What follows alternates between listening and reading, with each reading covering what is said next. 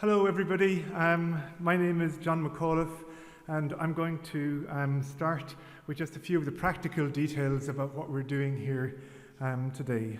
First of all, welcome to those of you who are here in the hall at the Whitworth, and welcome also to those of you who are joining us on the live stream this afternoon. As well as live streaming this event, we are also going to take the recording of the event and make it available shortly afterwards. And you'll have seen that we also have a photographer present today. I've been asked to tell you that we're not expecting a fire alarm, so if you hear one, it will be real. Our stewards are dotted around the room in purple tops, and they will lead the evacuation via the nearest exit to a safe assembly point outside. This event is presented by Creative Manchester in partnership with the Global Inequalities Research Beacon at the University of Manchester, and we would like to thank also our friends at the Whitworth for hosting us today. After the panel discussion, there will be time for you to ask questions at the end, but I've also been asked, because of the live stream, that you wait until a microphone comes to you before asking a question. We also appreciate that some of the subjects that we're going to be discussing at the event relate to sensitive and painful material, which we will handle as carefully as possible. The aim of this event is to help to support our communities in the face of injustice. And there is a quiet, reflective room away from the hall. So if at any point anybody feels distressed, please raise your hand and a steward will be able to assist you and to take you to that space.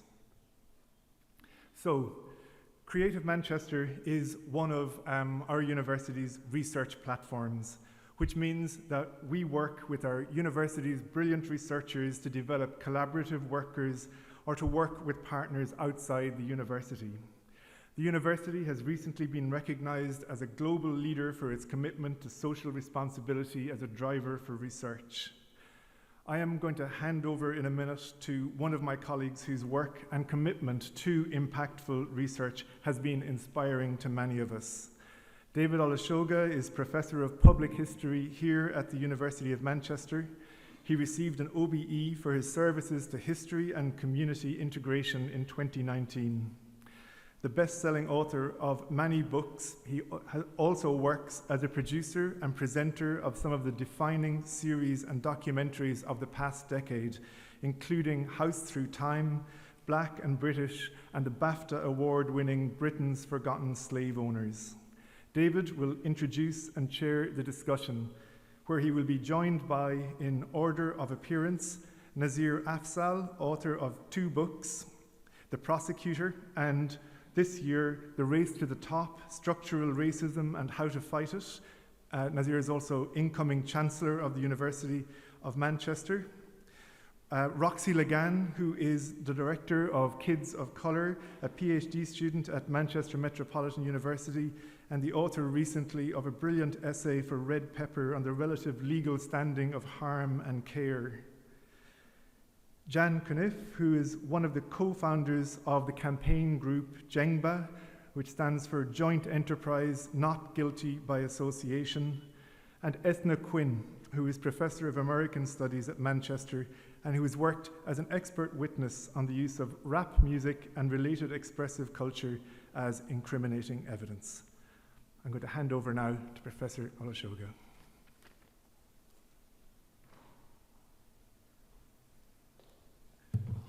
Thank you very much for coming. We're here to discuss the law. We're here to discuss particularly joint enterprise and conspiracy laws and the impact that they've been having on our communities. And we'll be exploring some highly controversial cases, including cases that will be personal to people in this room. One of those cases took place here in Manchester, in which several black teenagers were found guilty by association after prosecutors used social media and references to drill music lyrics and videos to build a case against them. It was thus claimed that they were affiliated with a gang, and the concept and the construct of the gang is something we will be discussing and drilling into. But this case crystallizes broader trends in these group prosecutions. To discuss this, we have an eminent panel, and we're going to begin with each of the panelists giving us a 5 minutes or a little bit longer outline of the work that they do, their relationship to these laws and to the situation that we find ourselves in relation to them. So I'd like to ask my panelists to join me up on the stage.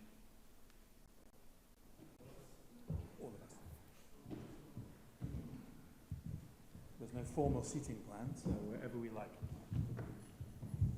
There's a microphone here,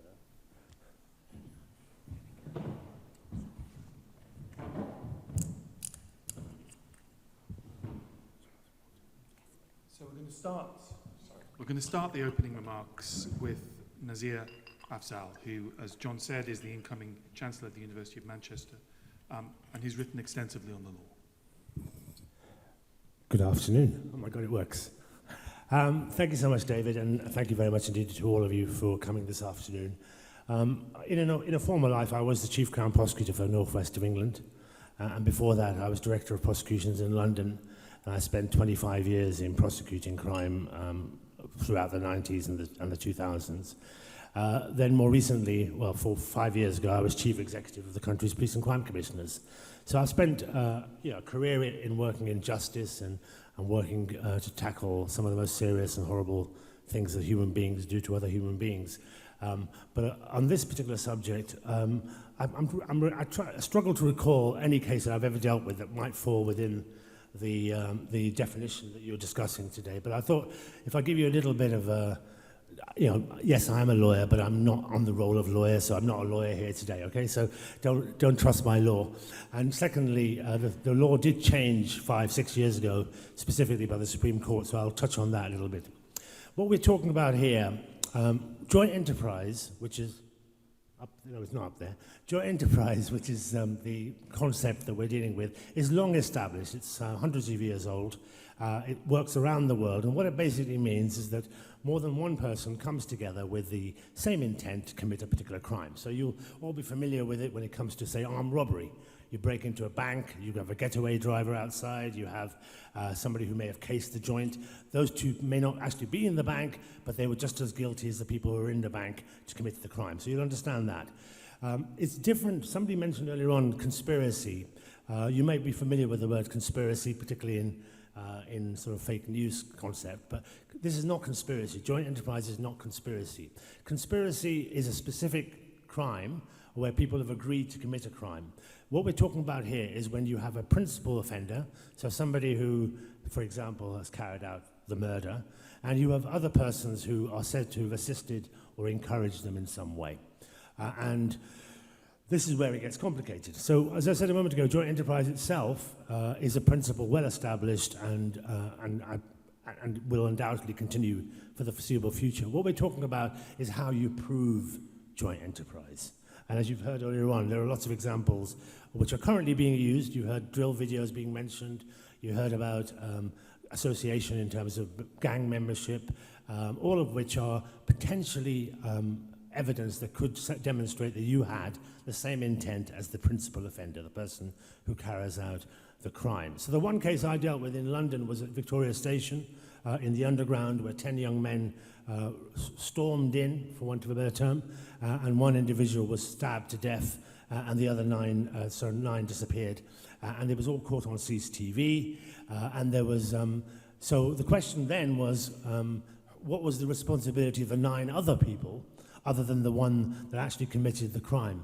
Now, the law, as it stood then, was that because they were present, because they were shouting, shank him, kill him, that they had a responsibility that was shared with the individual that actually carried out the act, and therefore they too should be found guilty of murder or potentially manslaughter, depending on the circumstances. But there are other offences, so violent disorder. There are other offences less serious than homicide, murder, which potentially could be charged in that scenario.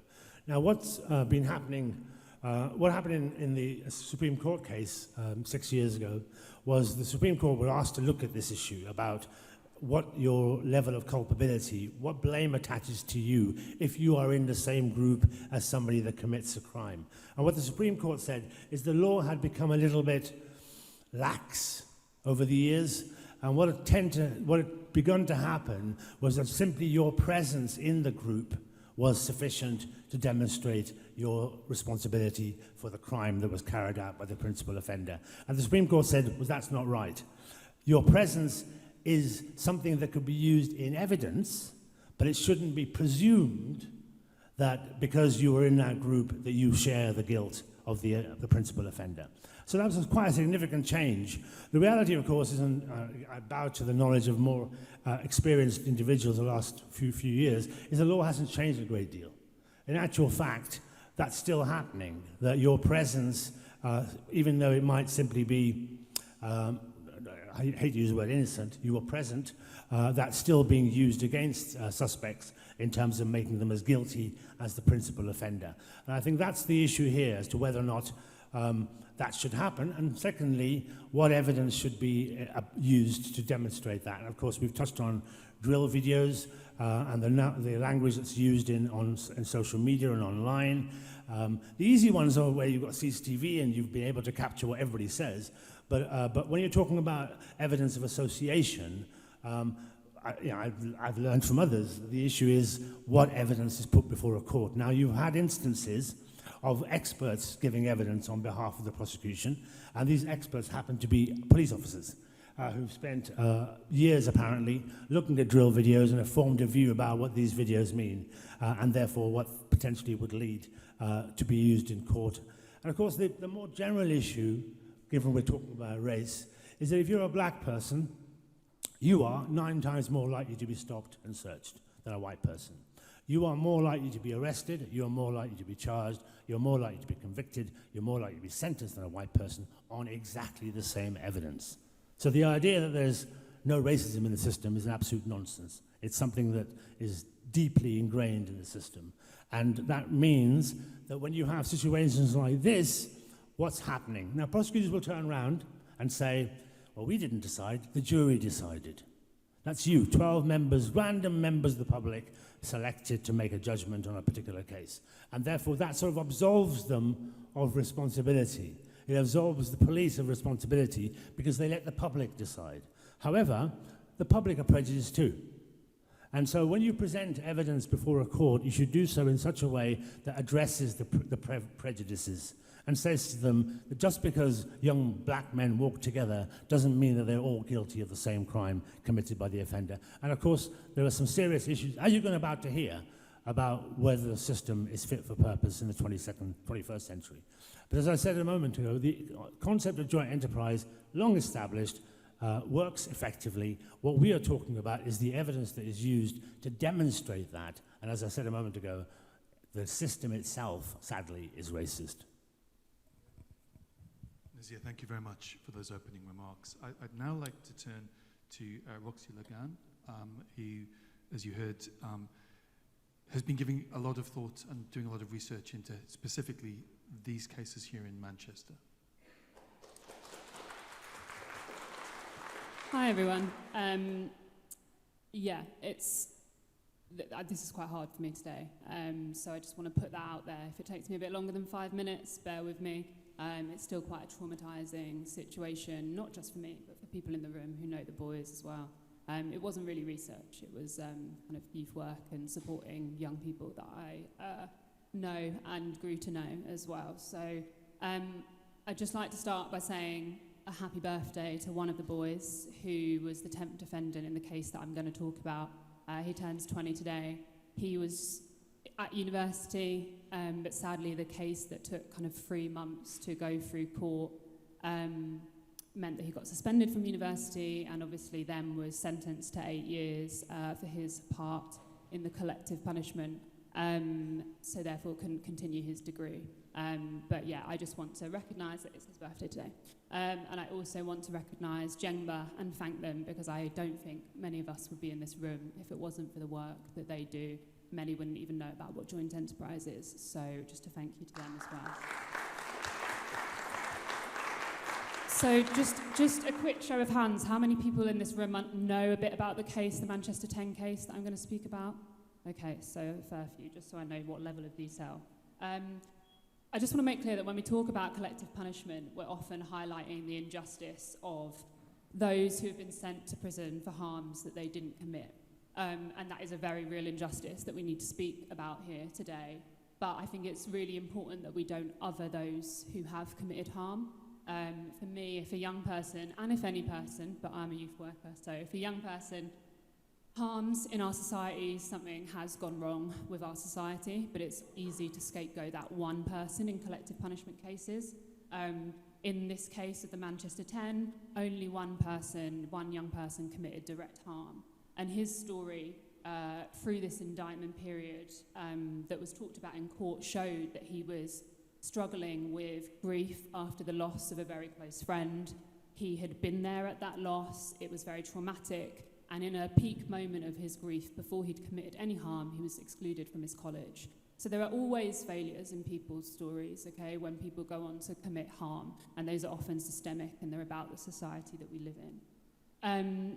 So to touch on the case, the Manchester 10, I'm calling it that because it's just an easy way to summarise it, but 10 boys, one all black, one caused direct harm, and both faced 2 counts of conspiracy to murder and conspiracy to GBH.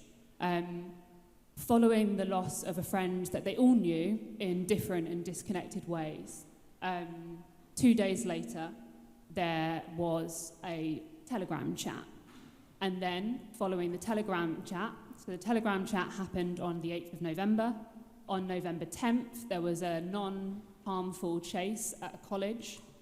Later on December 16th, there was an incident of harm that included 2 of the boys in this case. And then in December 28th, there was another harm that included 1 of those boys and 3 other boys that we don't even know who they are. But this harm and this experience is what the gang starts to be constructed around. So, as we can see through Patrick Williams and Becky Clark's research into joint enterprise and gangs, we know that the gang narrative is more likely to be used in prosecution when those defendants are black. We know that this is a highly racialized and racist narrative. Once these cases take place, as the Manchester 10's case took place, it's then confirmed in the media, right, soon after. Gang has gone to prison. That confirms to the public that there is a gang problem, despite the fact that we know these boys are not a gang and they continue to resist this in court. So the public goes on to believe, as part of this moral panic, that there is a continual gang problem, and that again allows the narrative to be reused in the prosecution and so on, which is why it's so important for us to challenge that gang narrative in all the work we do, whether that's with young people or beyond. A lawyer recently told me that gang cases for black boys can no longer be won in court. She said that it feels as if juries have become more racist, that the only places that the case can be won is pre-trial, by challenging lots of the racist narrative, doing all the subject access requests on what the police even have to show that these boys are a gang, or post-trial in the appeal. But if we let these cases get to court, for black boys who are facing a gang narrative, they have not got a chance. And that is an experienced lawyer in London who's working on these issues. The way the gang narrative was constructed in this case was boy 1, and I won't name those other than those I know would be comfortable with me naming them. Boy 1, who was the only boy to commit harm in the case of the Manchester 10, is a rapper. And that was very handy for the prosecution, because he rapped in a music collective called M40. The same M40 that H, hands up if we know H in the room, mix, very well-known kind of grime artist, drill, both pop now really, no shade to H. But H has also kind of come from that M40 name. You'll see in his Instagram videos, he graffitis it. It's a very kind of well-known music collective, right? But the question that was then put to the jury and the narrative that was then made firm by the prosecution was, is this a gang or is this a music collective? We're saying that M40 is one of the most dangerous gangs in North Manchester. Now, they utilise their music videos, and that will come on to be discussed in lyrics and things like that, but they utilise their music videos to say, see, the boys are in blue.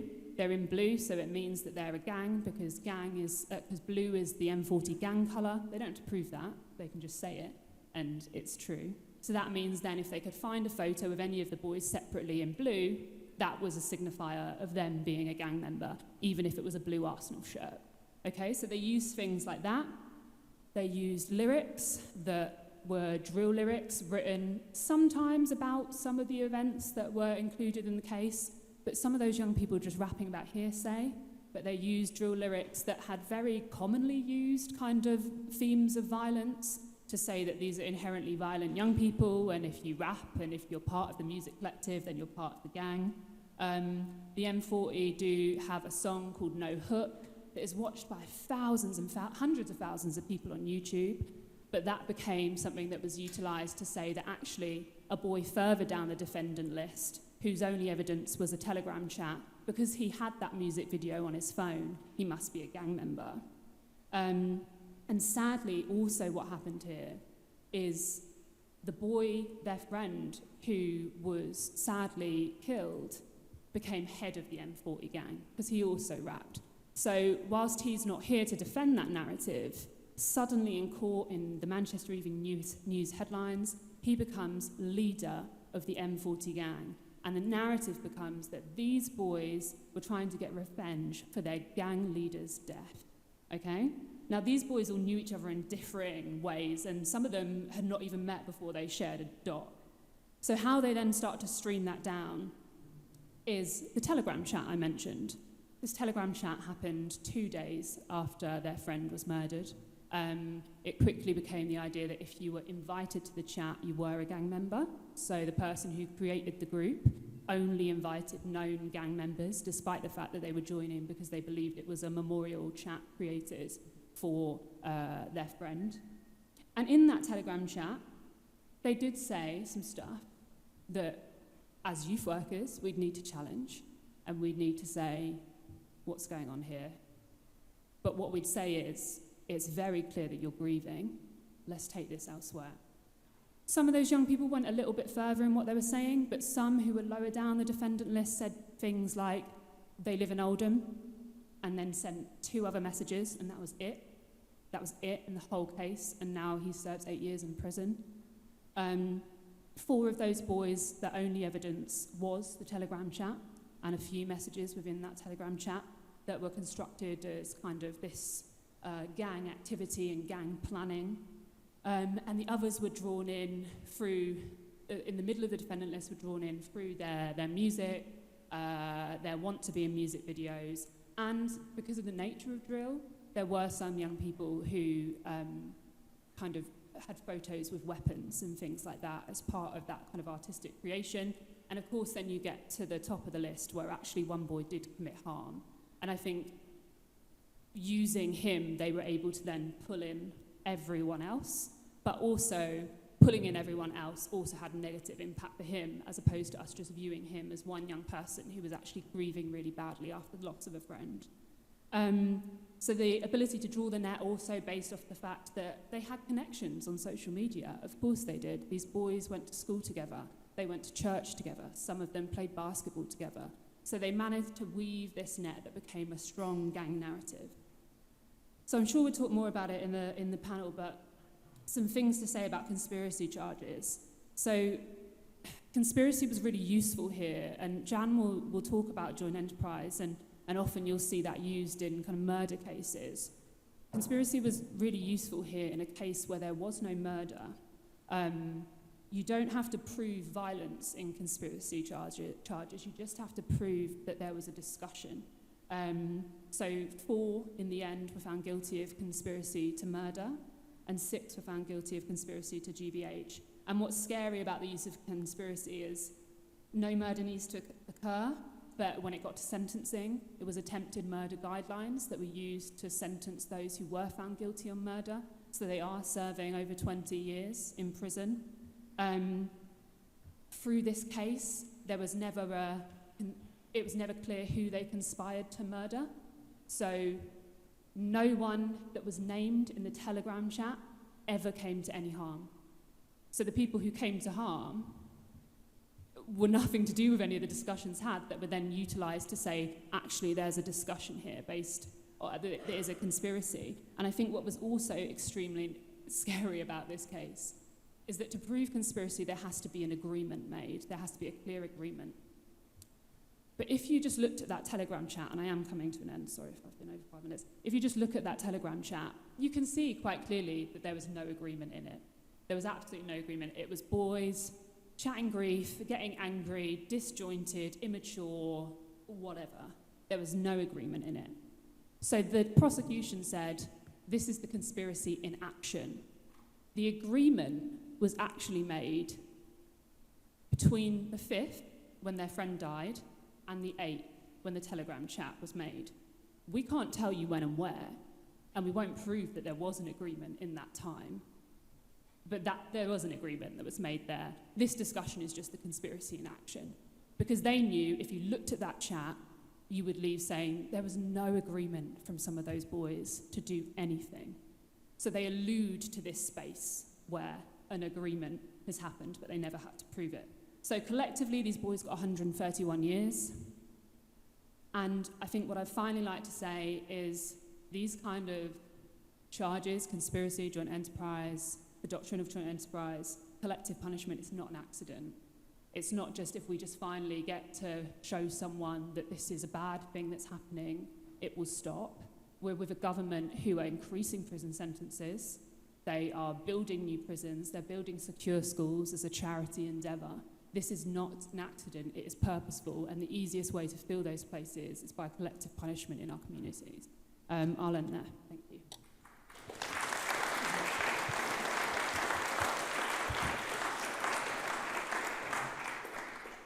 Roxy, thank you very much for that. I'd just like to reiterate that we are painfully aware that this discussion is very personal for many people in this room.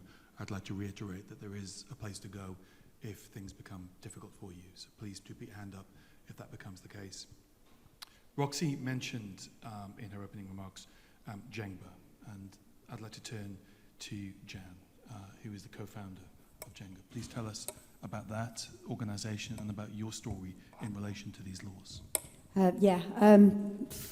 Back in 2007, both my sons were charged with murder. They were 15 years old. I'll try and make this as brief as possible, but they were both charged. I went to the police station. I sat through the interviews with both of them. I'm not a detective, but it became really clear straight away that neither of my two children had murdered anyone. We went to trial. The trial happened within 3 months of the incident, which I thought was quite bizarre, but it was all over the newspapers. It was Broken Britain. This was, we were about to have a new government, and there was a fight between the Conservatives and the Labour Party, who was going to be tough on crime and how to prove that they were going to be tough on crime, because look what's happening up in the northwest. We've got gangs, we've got children going around killing people, and my son's case was used as one of them. Even though neither of my children had killed anyone. The victim died because of a single blow to the neck. The boy that delivered that blow to the neck confessed to his mother in the police station, who the next day told the police about this confession. The second boy on the indictment, when he was arrested, pleaded guilty to manslaughter because he said, if the punch that I gave him before the kick arrived led to his death, then I am guilty of manslaughter. That's kind of how the law works, isn't it? However, they arrested and charged a third boy and my two sons. We went through the trial process, and I thought this was about letting the victims know what happened, let the victim's wife know what happened to her husband. Let's have a trial so it all comes out. To me, I think boy 1 and 2 should have, whatever they pleaded to should have been accepted. Or the two of them should have gone to trial. So as we're going through the trial process, I'm not seeing any evidence against either of my two children. I'm not seeing anything being said other than, and this is the phrase that got me, the possibility of foresight. Now, when we got to the end of the trial, one of my sons was acquitted, but the son that was found guilty, 3 were acquitted. The 2 that had basically confessed, the boy third on the indictment was acquitted. The one, number 5, which was my eldest son, who was 15 years old at the time, he was found guilty. And my other son, who was also 15, was acquitted. Sorry. My blind son was found guilty of murder. He was proven in the courtroom not to have laid a finger on the victim. Now, when you talk about mere presence at the scene, how can a blind person be found guilty of murder just because they're present at the scene? And it's joint enterprise, isn't it? Joint enterprise. I'd never heard of it. I Googled it. It was a hip replacement therapist in Glasgow. I went to the library and I looked at law books, tried to find out what it meant. I couldn't find anything. So we were doomed. Nobody knew what I was talking about. When I went to lawyers, when I went to the press, I went to the media because they were saying that my son was a murderer, that he was a vicious gang-membering murderer. They wouldn't listen to me because they thought I was deluded, that nobody could go to prison for life, for murder, simply because they possibly foresaw the actions of another person, even if they couldn't see that person in the first place. Well, hallelujah, yes you can. I met a lady in London called Gloria Morrison, and this happened because only one person would listen to me, which was a producer of the Panorama programme. And she'd been to court and she'd seen kind of what was going on, so she got a taste of it and really did think something was wrong. And luckily for me, she convinced the BBC to make this Panorama programme, and it took 18 months before she could convince them. And once she convinced them, and it was going to go out on TV, she introduced me to a lady called Gloria Morrison, who was also in this Panorama programme. Now, Gloria had to be in this because they couldn't do a programme simply about my son's injustice.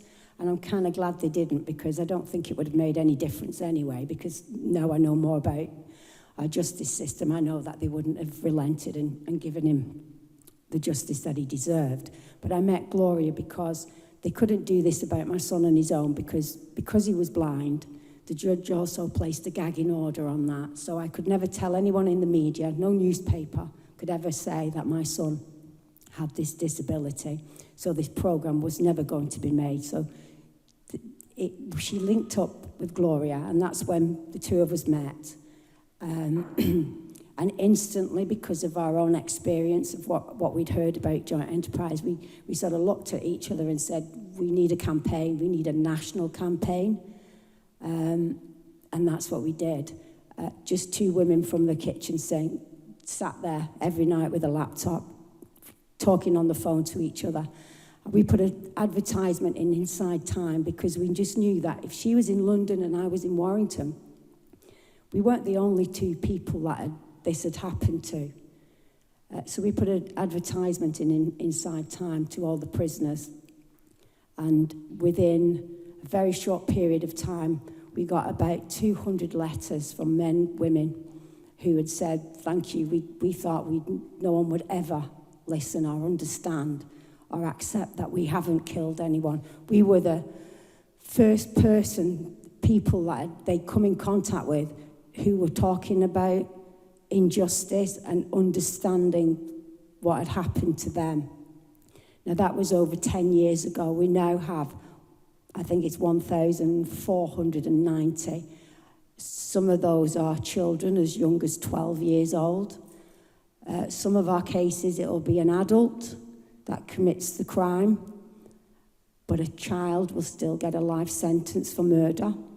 And one of the things that really got me the most when my son was convicted of murder, even though the trial proved he murdered no one, but his possibility of foresight meant that he could have foresaw what someone else who didn't know what they were going to do would do it anyway.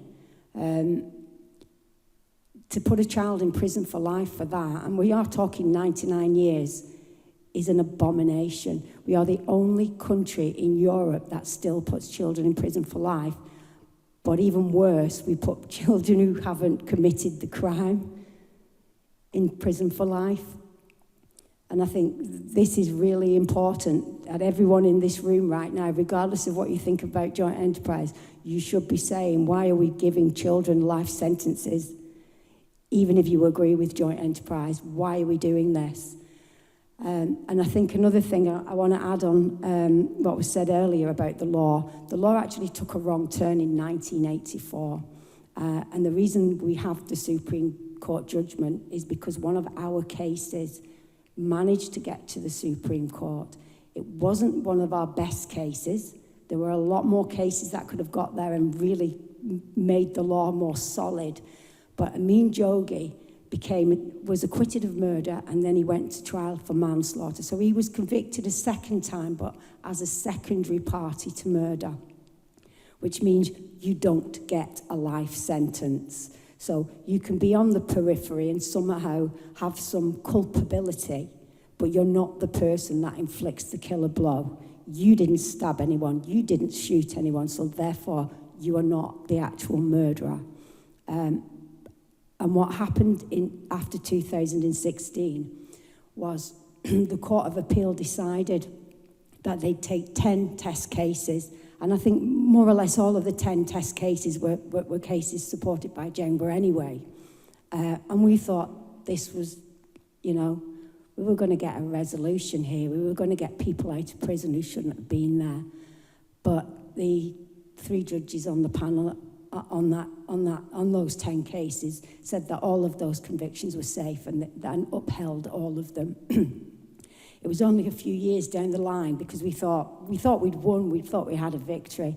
But it was only as time went on that we realised what the Supreme Court had done is they put what's called the substantial injustice test in place, which means before you go to the Court of Appeal, you must first prove your innocence.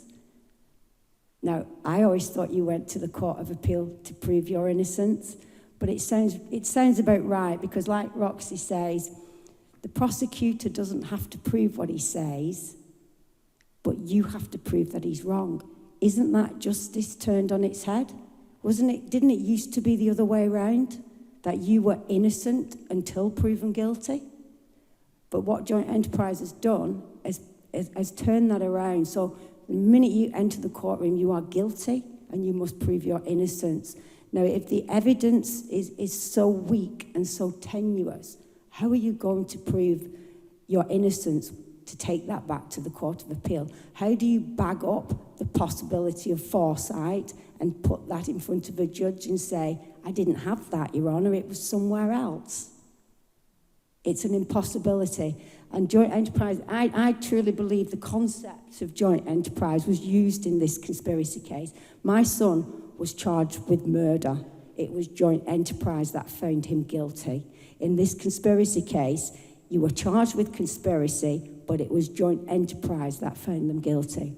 So we need to do one of two things: reform or abolish, because the justice system and all of our MPs and politicians and the Supreme Court and the CPS, the Crown Prosecution Service, and the prosecutors that are still going out there using this technicality, it is a technicality, are not going to do anything about it. They're not going to change any of it. They're not willing to change it.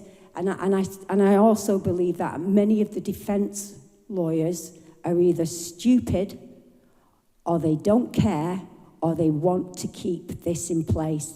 Because lots of prosecutors also defend, and it's going backwards and forwards. They're batting it back and forth, a law that they know is wrong, but it keeps them in the courtrooms earning money.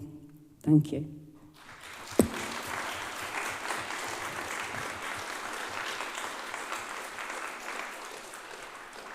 Jen, thank you for that, and thank you for speaking so candidly and so openly. Our last speaker is Professor Eithne Quinn, the University of Manchester, who has got some slides to show. So she's going to go to the lectern to deliver her introductory remarks. And just to remind you, we do have time for questions at the end. Thank you, David. Thank you. Is that okay? So I want to talk about rap music in particular, rap lyrics and rap videos, and how this music's used in criminal cases that are group prosecutions, in which there are a number of defendants swept into a single charge or tried at the same time, as we've been hearing about. And what I'll be saying complements some of the great reports and scholarship in this area. So this is now an important area legally and amongst scholars. Here are some of the highlights. There's a legal guide about how rap's being used in joint enterprise and conspiracy cases. There's excellent scholarship. So it is a moment when we're trying to, when there's a challenge being mounted by lots of people. So I just wanted to just put that out there to represent the excellent works. The use of rap evidence has become much more prevalent in the last 5 or 6 years. It's got a longer history. I first acted as a rap expert in a court case in 2008, or 2 court cases back then, soon after the publication of my book on rap music. I was asked to talk about the context and some of the lyrics by defense counsel in 2 cases in London. But there's been a surge of the use of rap evidence in the UK since about 2017. The vast majority of cases involving rap are group convictions. That's something we discovered when we did some research with a scholar at LSE, Abena Olusoga, and a BBC journalist. And we found that it's a norm to have several young people in the dock for a single offence in cases involving rap. And overwhelmingly, the defendants are young black men and boys. The majority are teenagers at the time of the offence that they are indicted for.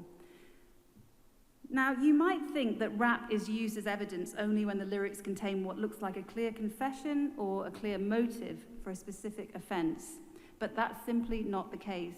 Rap is much more often used as a kind of sinister mood music, often to construct a so-called gang narrative.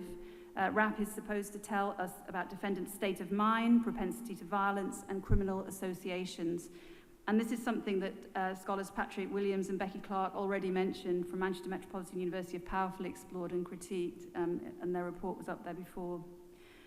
The state seizes on violent lyrics that are very fashionable in the music genres like drill. They play the rap in court. It readily creates a sense of threat, criminality, and nihilism. It's dehumanizing.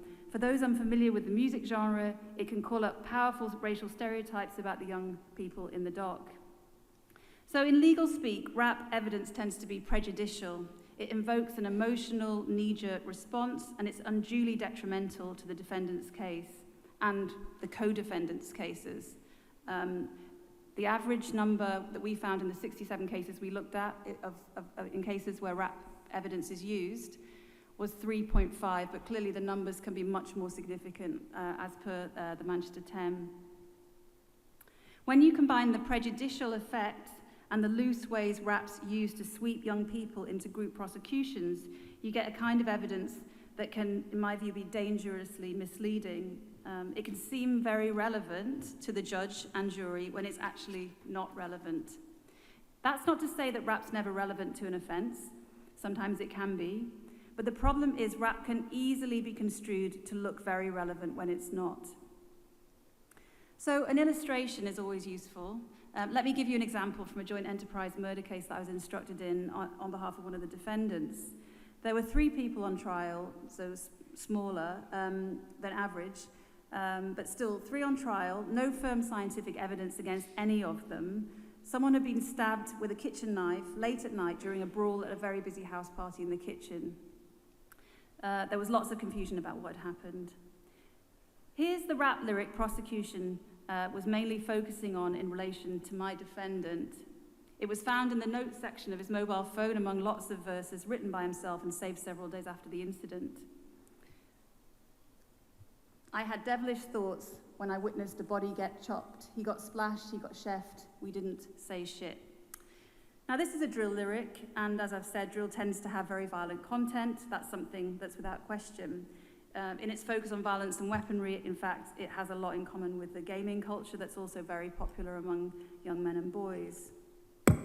So what did prosecution claim that this lyric meant? They said it shows a violent mindset and serves as a kind of confession of involvement in assisting the stabbing. And a lot of emphasis was put on this lyric because, as I said, there was hardly any other evidence against this individual. Now, it might seem compelling. I'm not sure how it strikes you at first blush. But let's look more closely at the lyric. I make 3 quick points to close out my talk, which all open outwards to capture broader problems with using rap, especially in group prosecutions. Now, the first is a general point. Prosecution presented this lyric as a kind of diary entry. In general, prosecution asks juries to see the rap as personal testimony, as factual, and rap does have autobiographical components. But in fact, as young people know, but grown-ups tend not to, rap's mainly fictional and formulaic and fantastical. In fact, in this case, the rap lyric, On the Phone, was part of a track that went on to have commercial success, something prosecution didn't mention, and that would have interrupted their narrative about it being a confession. The actual motive for writing it was to do with artistry and to do with commercial success, enterprise. Those frames are removed, and instead a criminological lens is imposed on the lyric. The state almost always asks for violent lyrics to be taken literally in these cases to try to solidify the case against all the defendants. Second point then, I want to zero in on that first bit of the lyric, I've had devilish thoughts when I witnessed a body get chopped. Okay, prosecution's reliance on this lyric serves to show how loose and nebulous joint enterprise laws are for secondary parties in murder cases. There was no suggestion that this young man had stabbed anyone himself, but the fact that he might have had these devilish thoughts when he witnessed something was enough for the lyric to be seized on as hard evidence that he himself was a murderer. As Jan was saying, up for a life sentence. And a life sentence means that you serve all the years that you're given, right? So that, there's no early release.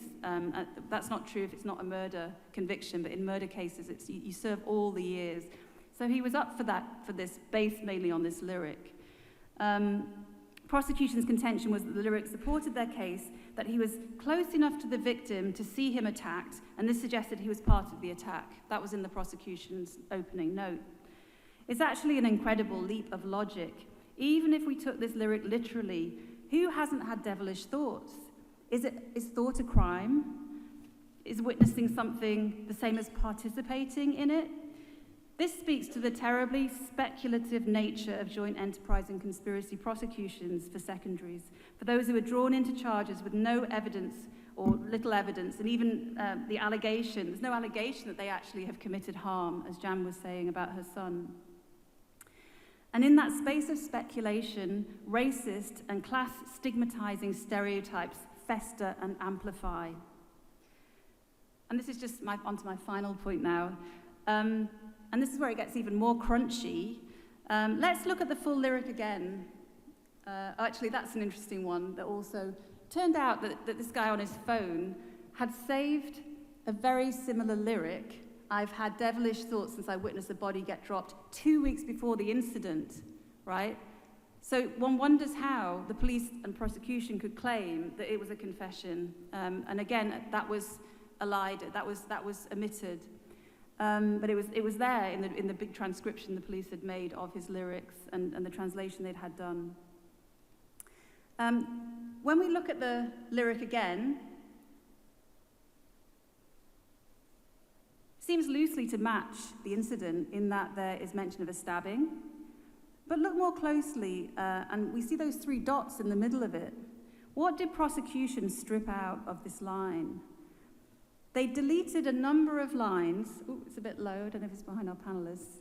They deleted a number of lines that didn't correspond with the incident. The missing lines were a shopping list of gun references, yet firearms had absolutely no role in this brawl. So prosecution had spliced lines together to help make the lyrics look relevant to the incident.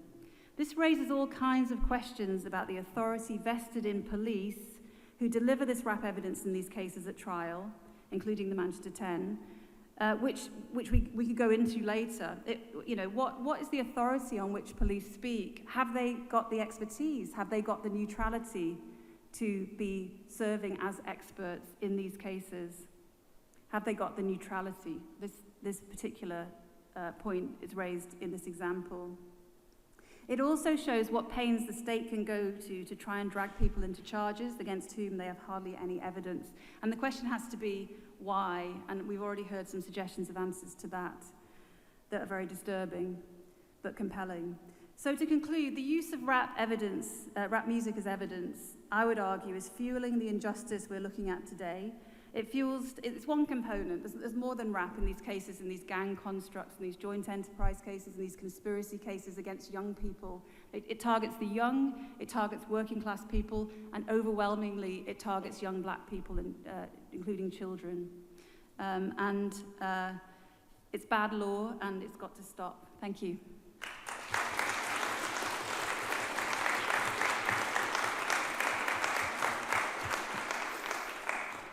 Thank you very much for that, Eithne.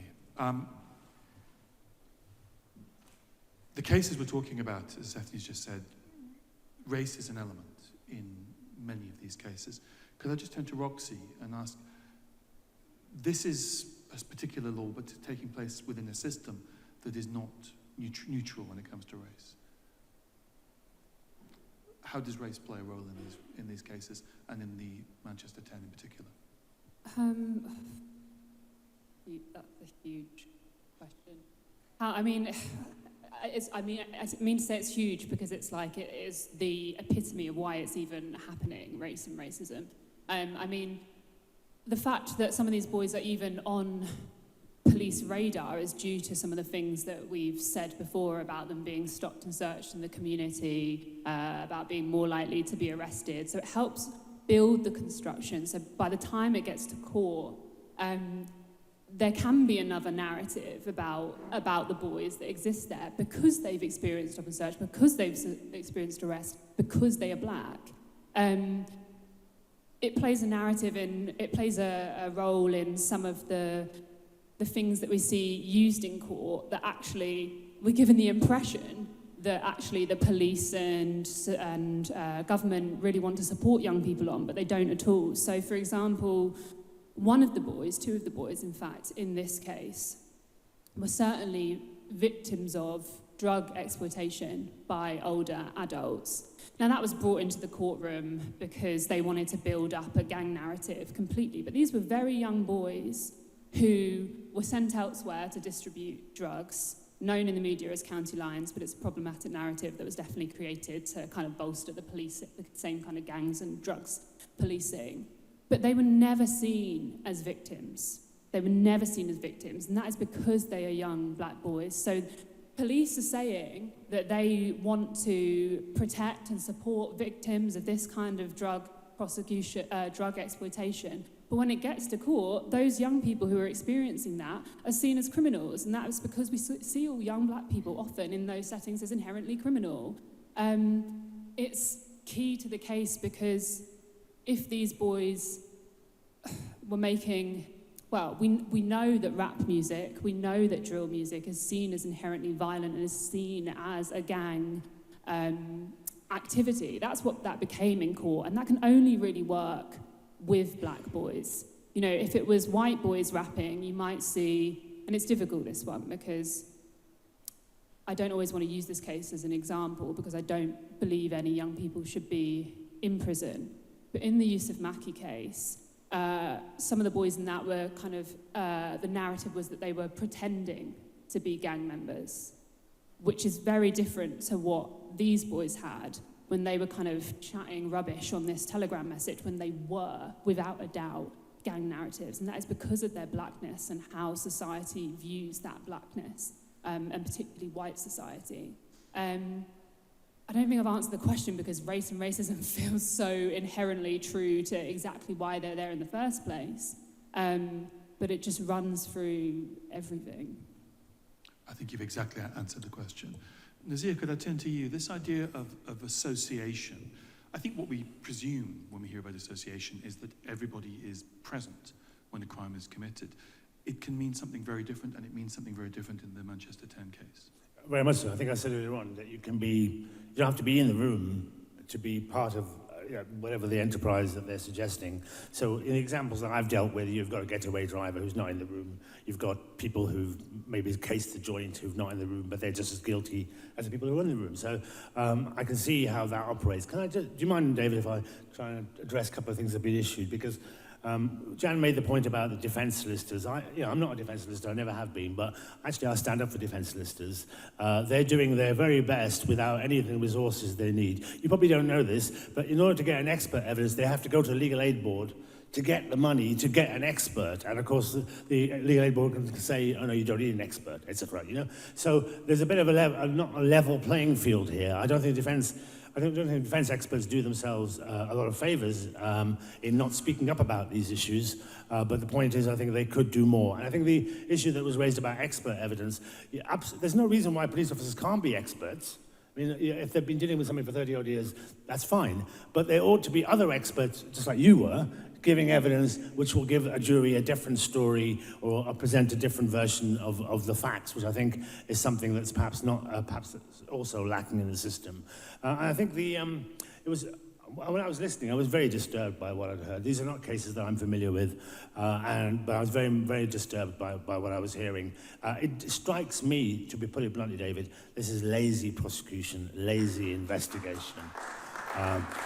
Because I can point to loads of examples where I didn't rely upon a video. I got undercover officers in there recording the conversations with the individuals. I managed to get all sorts of surveillance evidence. You know, so we built, together with the police, really strong case against perpetrators based on their own words, with evidence that would stand up in front of a jury, etc. Ultimately, they would plead guilty because it was so strong.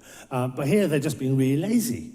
You know, rather than doing what good police work should be, they're simply relying upon, as we've just heard, something taken out of context or not at all. For heaven's sake, I watched West Side Story of the weekend. That's about the Jets and the Sharks. Does that make me a gang member? You know, or if you read Shakespeare, does that make you, keen on multiple murder? You know, it doesn't. And I think it's just laziness on the part of the authorities. You know, before I came here, on the way here, I was reading the guidance, because prosecutors operate on guidance, which is nationally available, publicly available on their website. And it talks about things like prosecutors should be careful when relying upon. Prosecutors should be mindful. But clearly they're not being, are they? And they're simply jumping on a proverbial bandwagon, which ultimately leads to the kinds of miscarriages of justice we've heard. So I think we need to highlight it, as you are doing today, but that's not going to change. For all the phenomenal work that JENGbA have been doing, it didn't change the world with the Supreme Court. And I'm afraid this government is not going to change anything. So what we need to do is present the strongest case to demonstrate that actually this is not the way we do things, and we should be doing things. It's all about fairness, and clearly there's no fairness here. And I think I'll take away from this, I think I need to do more on this subject, because quite frankly, I chair Andy Burnham's Violent Crime Summit strategy. So I'll go away and have a look at whether we can do something there. But I think evidently this is just laziness, which has led to terrible miscarriages of justice. Thank you very much for that. It seems, if I may venture, that laziness is of course part of it, but the laziness might, to an extent, be said to be motivated by the potential for certain forms of evidence to weaponize stereotypes that exist about young black men. Is that what's happening with drill music and drill videos? That there is the potential, the easy weaponization of those videos because those stereotypes exist within our society? Yeah, absolutely. So, really, the police just find it so easy, and it's opportunist. It's now been sedimented as practice. It's been codified, in many cases, we've already had mention of the fact there's a complete asymmetry of arms between the prosecution, who can always field a police officer to speak to not only the rap lyrics, but the related, the kind of digitalized materials which they put together. And the more defendants you have, the greater that you can plunder the digital lives of a bigger group of people. I understand in the Manchester 10 case, irrelevant stuff to do with drug dealing was brought in, and so you end up just finding, straddling lots of different kinds of gang narratives, and the whole gang narrative is so racist and toxic. And so you pull in different bits of it, And as Roxy was saying, the jury is really primed, not only because, as Nazir said, juries, have their own biases, but those biases are invoked in the courtroom, and they're invoked and they aren't challenged. And defense counsels often are not doing the job. They are often prosecutors as well as defense. Some are doing a great job, but they are so under-resourced, and there is a profound asymmetry which goes against fair trial rights fundamentally, where, as I was saying, it's a really important point that the police, with their body of evidence, which can be a certain kind of in-field expertise, are always there. They're always ready to be fielded as rap experts, as image experts, as hand sign experts, as colours. We've heard about the blue and the red, and they can make these claims, and often it's not rebutted. There's no defence expert, and the defence counsel are often prosecutors anyway, so they know the police, and they don't know actually. Even if they're, with the best will in the world, they don't have the expertise themselves, and so there's silence, there's no rebuttal, and then the jury then believes every word, because what else would you do if there's no rebuttal? And then you've got a nice soundtrack from a drill video with masked up young men or something to accompany that. It's case closed. That's the real danger, and it's very shocking. Thank you very much for that. In 2021, MP David Lammy described joint enterprise as, quote, shoddy law, and he went on to say, it's outdated, it's backwards. How can you be in custody for years and years when you weren't anywhere near a crime? How can you be in custody if you simply withdrew from a crime that was being committed? How can you be in prison because you were in the park but nowhere near the murder that was being committed? That is the kind of justice that is being done in the name of joint enterprise, and it has to end. Nazir just said that the prospects of it ending don't seem very bright. Jan, can I ask you, what is the next step? What tools do you have, and those who support you have, to keep fighting against these laws and the way they're being implemented? Hope. Yeah, it's got to end. We've got hope. As a campaign at the moment, we're kind of fighting two prongs of it now. Those that were convicted under the wrong interpretation of the law are still serving life sentences, even though, the highest judges in the land said it was wrong, but they're still serving life sentences. So we've got a private members bill at the moment that has to go through Parliament, has to get to the House of Lords, and it has to get passed, because otherwise all of those people who are serving life sentences for not committing murder will never get acquitted. And when we're talking about that the law changed but it didn't have any effect. This was in 2016. In 2016. It has had an effect on some people. I've been told by some defence lawyers that some young people have, because they've had a robust challenge in the courtroom from their defence, that they've had the case thrown out either at the beginning or midway through, or they've been charged with murder but they've ended up getting convicted of a much lesser offence or even acquitted. So with the right legal team, and I know I said about defence lawyers not being very good, but some of them are not very good. Some of them are incredible, and the ones that I know are just out of this world. So I'm not saying it's all of them, but I have been told that the change in law has helped people. And I'll never know who they are because they don't come to me. No one comes to me until they've been found guilty of murder that they haven't committed, which is good because I never want to meet them.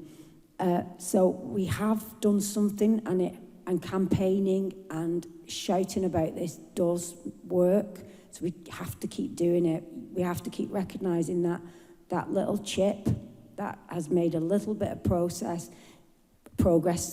needs to be a bigger chip to make the progress that we need.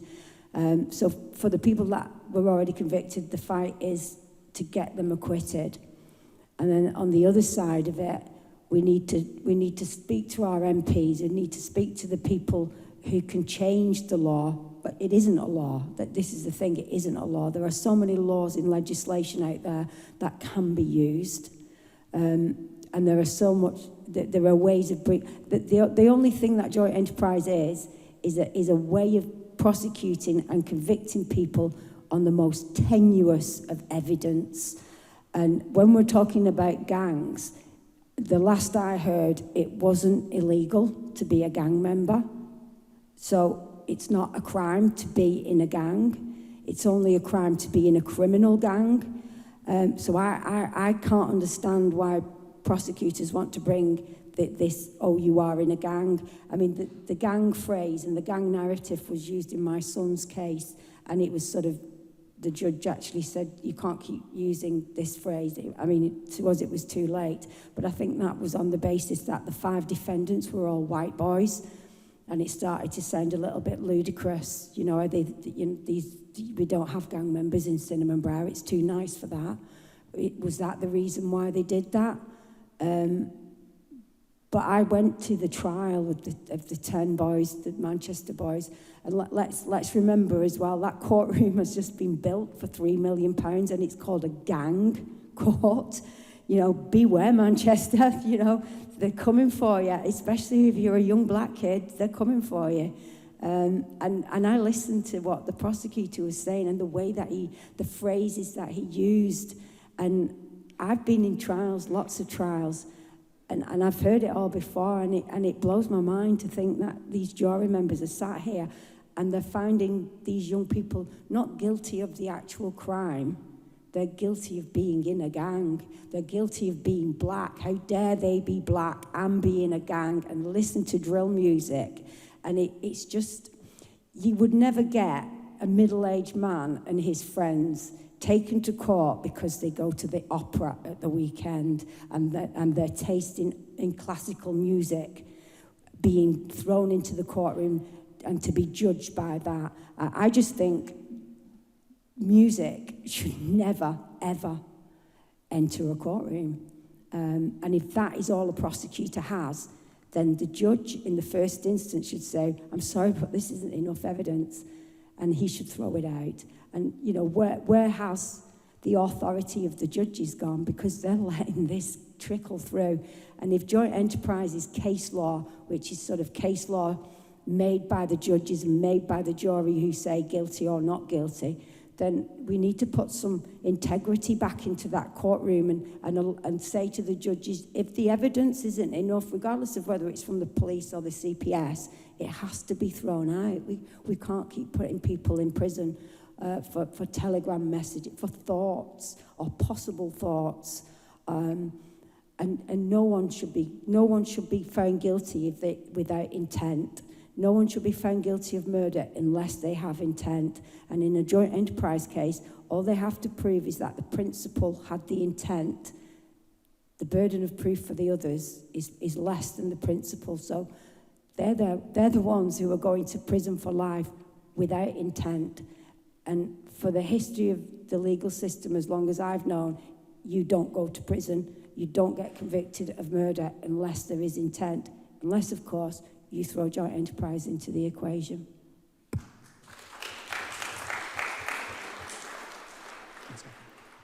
Jen, thank you very much.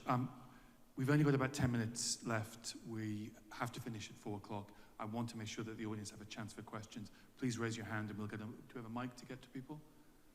Gentlemen here at the front. And please be brief if you can. Yes, so my question, I guess it doesn't work now. Hello? You seem to have the capacity anyway. Yeah.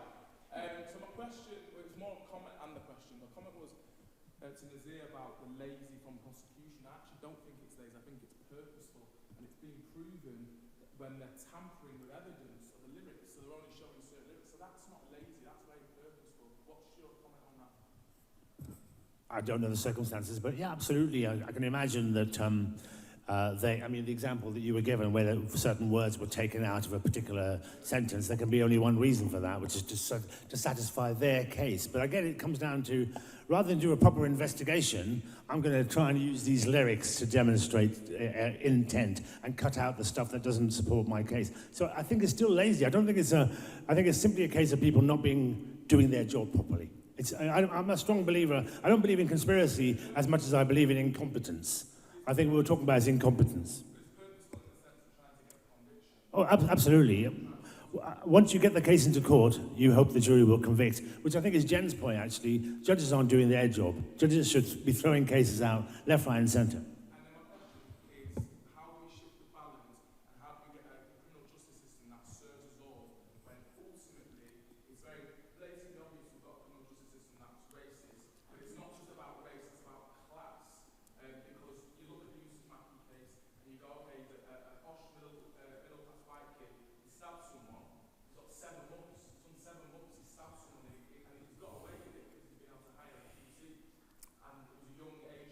I'm very familiar with the case. I've met the family. Yes, it's a class issue. Yes, it's we do things the way we've always done things issue. Yes, it's a race issue. It's all of those things. It's intersectional. It crosses all of those things.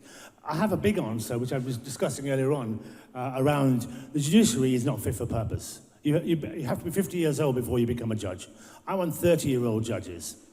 I want judicial profession to be a separate, standalone profession, so young people who understand how young people operate and live should be able to become judges. And I think that's one way of dealing with it. The diversity of the judicial profession. 1.8% of judges are from black and minority backgrounds.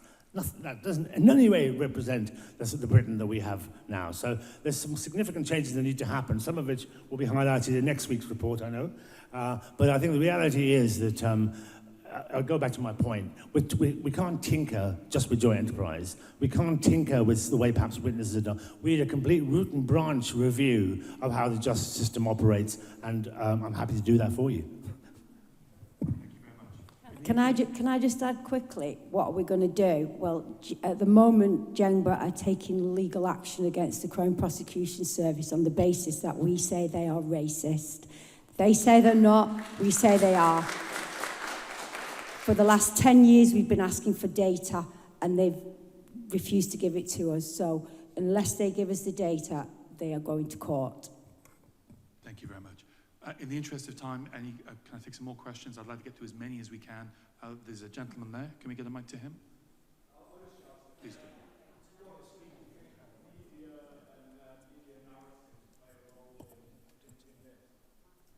So could you say that one more time, please? It was about what role the media narrative plays. Can I ask Professor Quinn to comment on that? It's just massive. You know, the media is absolutely one of the major elements. So just to give you a very quick example from that case that I was talking about, that in the national news, the headline was, at the start of the case, based on a press release from the police, was rapper murders someone, or, you know, says prosecution or something at the bottom, but rapper murders, you know.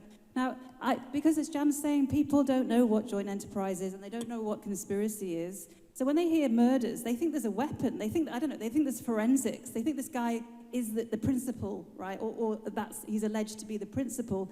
There was no circumstantial evidence.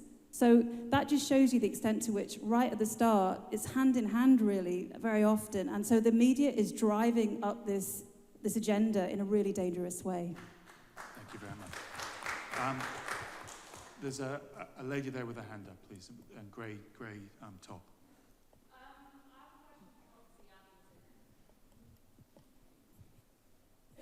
Roxy, you talked about the systematic failures of the grieving boys. What would care have looked like? And Nazir, can police officers who've been proven to be institutionally racist give neutral evidence in court? I would say they can't. So Roxy first. Yeah, so I think what care would have looked like for the boys is having a society where the root causes of what led them to do what they do or put them in the environments that they might have been in catered for. You know, these boys lost a friend in a very traumatic way. Some of them witnessed that. And that wasn't something that was part of their lives before. But they're dealing with this trauma. We needed trauma support on the ground. We needed the boys, when they first chased someone at Hopwood Hall College, not to be excluded from that college before any actual harm happened. If they were brought in at that moment, 2 of those boys, we could have prevented everything that came if they were given detached support, emotional grief support. If we understood what was going on for them, we could have prevented harm. And like I said, you know, there were boys who, one of the boys in this case, he was homeless, living on the streets in Piccadilly Gardens. He found an adult and learned how to deal drugs because he needed drugs. He needed to make money to survive, and he couldn't find a job because it was COVID. These are all structural harms that we need to be focusing on. I don't think the focus is on how we fix this system because it's unfixable. The focus is on all of the things that sit in the environment and that are all the failures that are happening to our young people in their lives that we really need to build the infrastructure for: grief support, emotional support, trauma support for those experiencing cycles of trauma, housing. All of these things are like imperative to preventing harm in our communities. Roxy, thank you very much. The second question was about whether officers who've got a finding of institutional racism can give evidence in these cases. That's the important word, finding. So they've had to be disciplined internally and then allowed to carry on working. Their record is disclosable. So that the other side, the defence, will know that this person is institutionally racist, but it doesn't automatically ban them from giving evidence. Thank you very much. There's a lady here in the front. Could we get a mic to her, please? Hi, it's a question for Roxy, first about the evidence you talked about. I'm trying to get my head around how the evidence got in. Was it through bad character evidence with the drugs and the conversation that they were having in the background, or how did that get in? Was it? Yeah, so with I mean, I find it amusing that we say that police are under-resourced because like 20 officers came to each kids for like just their phone. But essentially, the harms that we talk about, I've spoken about, that are in the timeline, those were on CCTV. Now, when those boys were found, the boy 1, 2, and 3, I think their phones were taken at arrest. That's when they then kind of took all the information about the Telegram, their Instagram account, Snapchat, and started to do that kind of mapping. In terms of the drug stuff, I think that was bad character testimony, but it was also in some cases brought in by defence. Sorry, I know I need to be quick, but because one boy, for example, was out of the area at part of the indictment period. One boy's lyrics were when he was at a young offenders institution. He wrote them there, supervised by someone who worked there, but those were still used in court. So in some ways, the defence also brought some of that stuff in. But largely what happened here is the boy got rid of his phone.